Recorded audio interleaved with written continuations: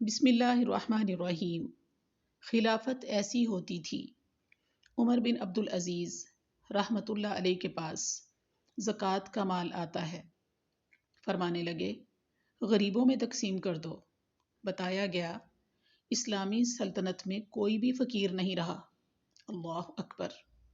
فرمایا اسلامی لشکر تیار کرو۔ بتایا گیا اسلامی لشکر ساری دنیا میں گھوم رہے ہیں۔ فرمایا نوجوانوں کی شادیاں کر دو۔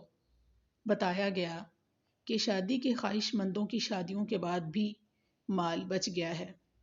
فرمایا اگر کسی کے ذمہ قرض ہے تو ادا کر دو۔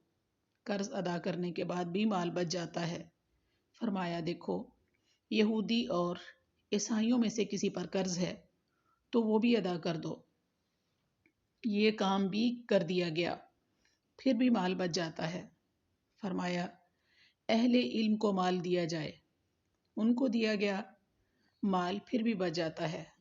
فرمایا اس کی گندم خرید کر پہاڑوں کے اوپر ڈال دو کہ مسلم سلطنت میں کوئی پرندہ بھی بھوکا نہ رہے۔